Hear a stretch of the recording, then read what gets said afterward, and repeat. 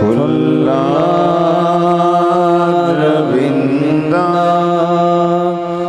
यतपत्रनेत्रम् येन त्वया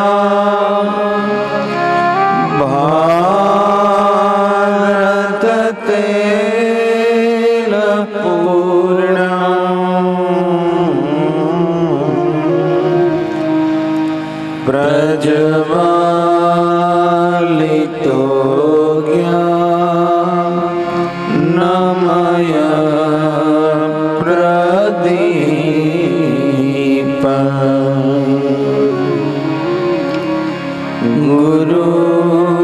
गुरुर्ब्रह्मा गुरुर्विष्णु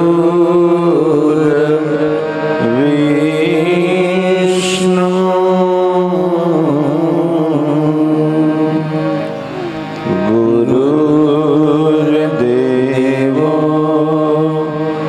महेश्वर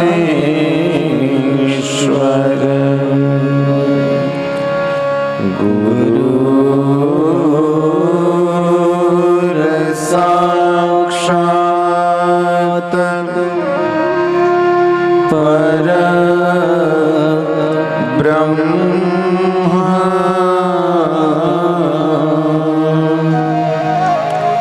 तस्मै श्री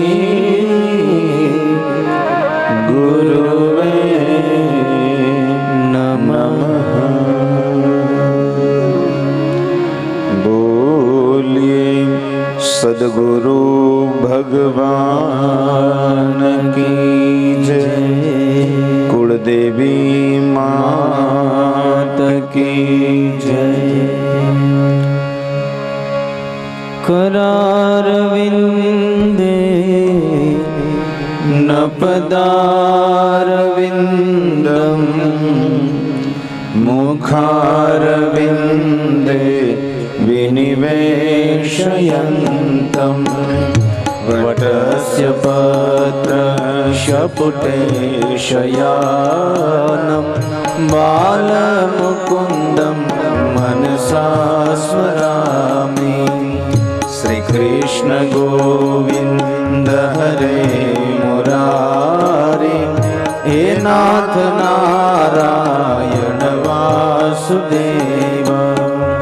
जिह्वे पिबस्वामृतमेतदेव गोविंद दामोदर माधवेति। विकृतु कामा किल गोपकन्या मुरारिपादार्पित चेतवृत्ति। दध्यादिकं हवशादवोचत् गोविंद दामोदर माधवेति।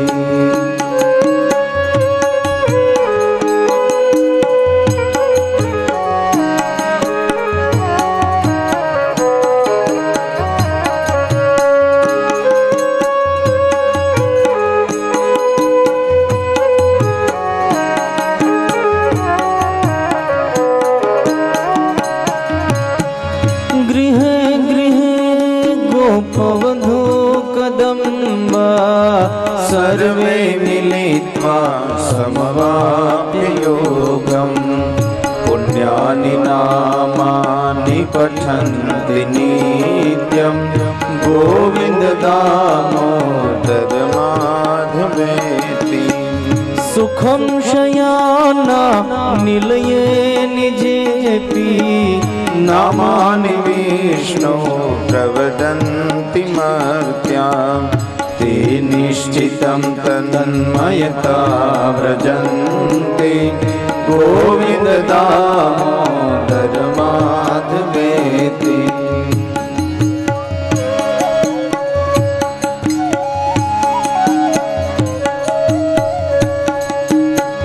जिह्वे सदेवं भज सुन्दराणि नामानि कृष्णस्य मनोहराणि। समस्त भक्ता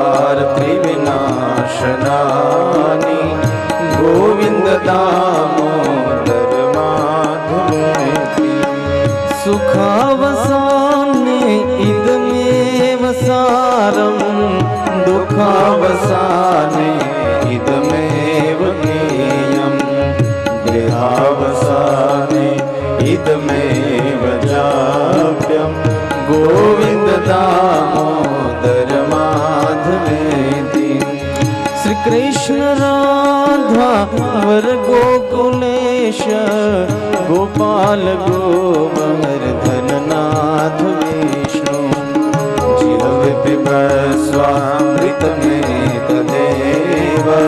गोविंद दामोदर माधवेति गोविंद दामोदर माधवेति गोविंद दामोदर माधवेति। गिरिराज धरण की जय सत्य सनातन धर्म की जय। नारायण दीन दयाल रे भज मन राधे गोविंदा। नारायण दीन दयाल रे भज मन राधे गोविंदा। नारायण दीन दयाल रे भज मन राधे गोविंदा। नारायण दीन दयाल रे भज मन राधे गोविंदा। राधे गोविंद भजो राधे गोविंदा। राधे गोविंद भजो राधे गोविंदा। राधे गोविंद भजो राधे गोविंदा। राधे गोविंद भजो राधे गोविंदा। नारायण दीन दयाल रे भज मन राधे गोविंदा। नारायण दीन दयाल रे भज मन राधे गोविंदा।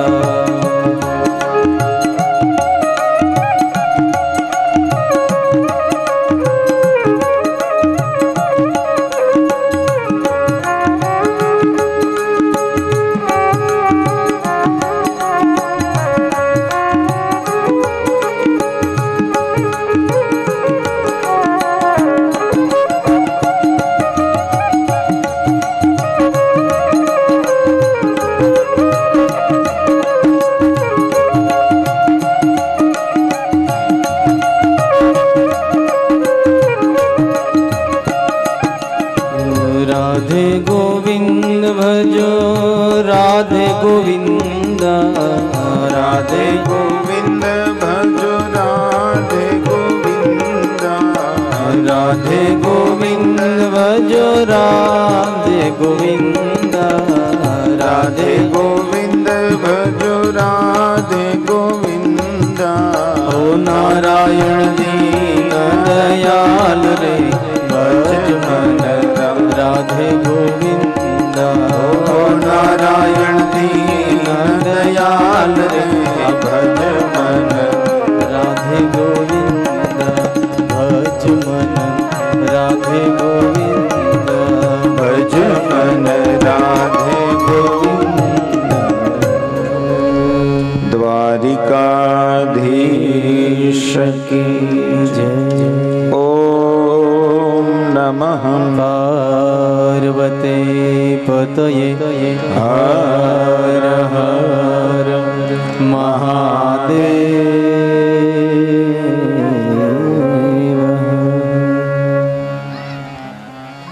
श्रीमद् भागवत कथाना बीजा दिवसे फरीवार आप सौना हृदयमां बिराजे परमात्मा जगत गुरु कृष्ण ने वंदन करीने परमात्मा कृष्णनी पासेथी आपणी सौनी गति आ कथामां थाय एवा आशीर्वाद मांगीने कथामां फरीवार निमज्जन करवानो प्रयत्न करिए। સવારની કથામાં આપણે જોયું કે ભાગવતનો એક મંત્ર ભાગવતનું પૂરું સરનામું આપે છે. જન્માંધસ્ય તોન્વયાથી શરૂ થઈ અને સત્યમ પરમ ધીમહિ સુધીની યાત્રા એ ભાગવતનો મંત્ર આપણને કરાવે છે. ભાગવતે પોતાનો જ પરિચય ફરીવાર પોતાની મેળે આપ્યો કે આ કોણ છે ભાગવત? તો કહે છે આ નિગમનું ફળ છે.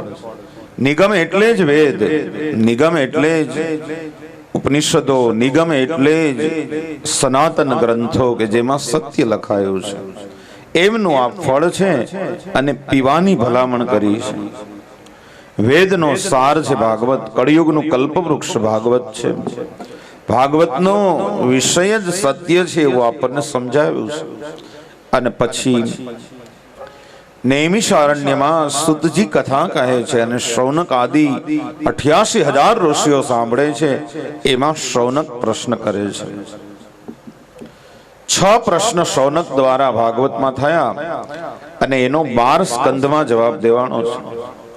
એટલે એક પ્રશ્ન માટે 2 સ્કંદની કથા કહી છે. એ 6 પ્રશ્ન કયા હતા? ભાગવત લખે છે કે શૌનકે સુતજીને ઉદ્દેશીને કહ્યું છે કે હે મહારાજ, તમે હવે અમને એ બતાવો કે પરમ કલ્યાણનું સાધન કયું છે. કોઈ માણસે પોતાનું પરમ કલ્યાણ કરવું હોય તો શું કરવું જોઈએ અને શું ન કરવું જોઈએ. બીજો પ્રશ્ન કર્યો, હે પ્રભુ, પરમાત્મા શું કામ અવતાર ધારણ કરે છે એ કથા અમને કહો. ત્રીજો પ્રશ્ન કર્યો, નારદ આદિ ઋષિઓએ ગાયેલી ભગવાનની દિવ્ય લીલા અમને કહો. ચોથો પ્રશ્ન કર્યો છે કે ભગવાનની માયાનું રૂપ અમને કહો. માયાથી લીલા કરતા ભગવાન હરિના અવતારની કથા કહો. અને છઠ્ઠો પ્રશ્ન કર્યો કે હે સુતજી, જ્યારે પરમાત્મા કૃષ્ણ સ્વધામ ગમન કરી ગયા પછી કળિયુગ આવ્યો ત્યારે ધર્મ કોને શરણે ગયો એની અમને કથા કહો. પછી ધર્મનું શું થયું? પછી ધર્મનો નાશ થયો કે ન થયો? આ 6 પ્રશ્નોના જવાબમાં પૂરેપૂરું ભાગવત કહેવાયું છે. પ્રશ્ન કર્યા શૌનકે, સુતજી જવાબ આપે છે. નારાયણને નમસ્કાર કરી અને સુતજી પોતાની વાણીને સ્ફુરિત કરે છે. નારાયણમ નમસ્કૃત્યમ નરસ્તેવ નરોત્તમમ દેવી સરસ્વતી વ્યાસ તતો જયમુદીરયેત. પોતાની વાણીને પ્રસ્ફુરિત કરે છે, પણ એને ખબર છે કે આ શિષ્ય અત્યારે મને જે પ્રશ્ન પૂછે છે એ પોતાની પરમ જિજ્ઞાસાથી પૂછે છે. એટલે સૌથી પહેલા જવાબ એને ટૂંકમાં આપી દીધા છે. સૌથી પહેલા એને ટૂંકમાં જવાબ આપ્યા કે પરમ કલ્યાણનું સાધન આ જગતમાં એક ધારી, અવિરત, નિત્ય વર્ધમાન, ક્યારેય ઘટે નહીં, કોઈ દી સીઝન નો બદલે એવી ભક્તિ જ પરમ કલ્યાણનું સાધન છે.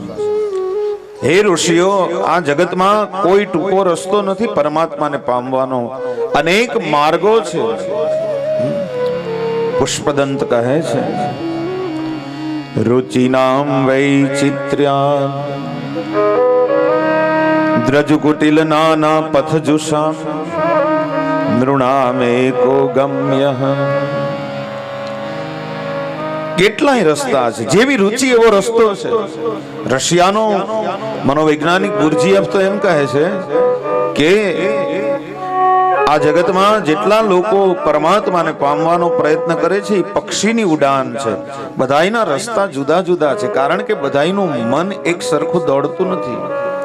એટલે જેમ પક્ષી બધા એક સાથે ચણતા હોય, પણ એમાંથી પક્ષીઓ ઉડે ત્યારે કોઈ 2 પક્ષી અરસપરસ ભટકાતા નથી, કારણ કે દરેકના રસ્તા અલગ છે.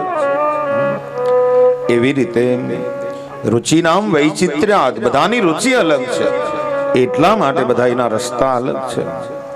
પણ એક ધારી અવિરત ભક્તિ જે કરે છે, નિત્ય વર્ધમાન, પાછી વધતી જવી જોઈએ. એમ ન થવું જોઈએ કે હવે થોડાક દિવસ છે, શ્રાવણ મહિનો છે તો ભગવાન શંકરને આપણે જલાભિષેક કરીએ, પણ શ્રાવણ ગયો એટલે શંકર ક્યાં ગયા કોને ખબર છે. હા, પછી એના દીકરાનો વારો આવે, ભાદરવો આવે એટલે હા, એ બિચારા 14-15 દિવસ રોકાય, પણ એ આપણી પ્રાર્થના સાંભળી શકે જ નહીં, કારણ કે એમાં ડીજે નો અવાજ આડો નડે. હા, આપણે પ્રાર્થના કરીએ એને ઘણી સાંભળવી, મોટા કાન છે, પણ ઓલો અવાજ સંભળાવા દે તો ને. પછી એના પત્નીનો વારો આવે, નવરાત્રી આવે એટલે બધા વારા ફરતી આવે એટલે એને ભેગા જ નથી રહેવા દેવાના, એ બધાને અલગ અલગ જ પાડી દેવાના છે. હા, એને ફેમિલી જેવું તો કઈક હોય ને. પણ સીઝન આવે છે આપણે ત્યાં, ભાગવત કહે છે સીઝન બદલે એમ ભક્તિનો રંગ બદલે એને ભક્તિ કહેવાય જ નહીં. નિત્ય વર્ધમાન હોય, એક ધારી હોય, કાંઈ એની પાસેથી જોતું નથી, એને આપવું છે એટલા માટે ભક્તિ છે. જોતું હોય અને ભક્તિ કરે છે એવાને બધાઈને ભાગવતે અસુર કીધા છે. તમે જોજો ઘણા ઋષિઓએ, ઘણા રાજાઓએ ભક્તિ કરી ભાગવતમાં, પણ જેણે રાજ માગ્યું, પાઠ માગ્યું, એ બધાઈને અસુરો કીધા છે. અને જેણે ભજન માગ્યું, પરમાત્માને પોતાને માગ્યો, એ બધાને દેવો કીધા, ઋષિઓ કીધા છે. તો પરમાત્મા માટે પરમાત્માને ભજવાની વાત ભાગવત કરે છે. બીજો પ્રશ્ન હતો કે ભગવાનના અવતારની અમને કથા કહો, એટલે અહીંયા અવતારનું વર્ણન પણ આપ્યું છે. ભાગવતમાં અનેક જગ્યાએ અવતારનું વર્ણન મળે છે. એમાં પહેલા સ્કંદના 3જા અધ્યાયમાં અને બીજા સ્કંદના 7મા અધ્યાયમાં અવતારનું વર્ણન છે. તમે બે જગ્યાએ ભાગવત ખોલી અને વાંચશો તો તમને 22 અવતારો જોવા મળશે, ક્યાંય 24 નથી. તો પછી 24 અવતાર કેવી રીતે થયા? તો ભાગવત કહે છે કે બે લિસ્ટને તમે ભેગા કરી દો અને એમાંથી કોમન હોય કાઢી નાખો, એટલે પછી જે થાય એ 24 અવતાર થાય. એટલા માટે 24 અવતાર થયા છે. ડોંગરેજ મહારાજ તો એમ કહેતા કે પરમાત્મા શબ્દ તમે લખો અને એમાં પ નો 5 ગણો, ર ને 2 ગણો, મા ને 4.5 ગણો, ત અડધો હોય એને 8 ગણો, અને વળી પાછો મા આવે એને 4.5 ગણો, અને ટોટલ મારો તો 24 જવાબ આવે. એવું ડોંગરેજ મહારાજ કહેતા.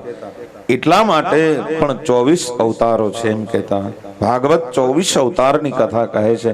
સૌથી પહેલા તો ટૂંકમાં અવતારો કીધા છે. કયા કયા અવતાર છે? જય જય વીન વરાહ કમટ નર હર બલિ વામન પરશુરામ કિશન કીર્તિ જગ પાવન બુદ્ધ કલંકી વ્યાસ પૃથુ હરિ હંસ મનવંતર યજ્ઞ ઋષભ હૈગ્રીવ ધ્રુવ વર દેવ ધનવંતર અને બદ્રીપતિ દત્ત કપિલ દેવ સન સનકાદિક કરુણા કરી આ 24 રૂપ લીલા રચી શ્રી અગ્રદાસ ઉર પર ધરી. આ 24 અવતાર ભગવાનના થયા.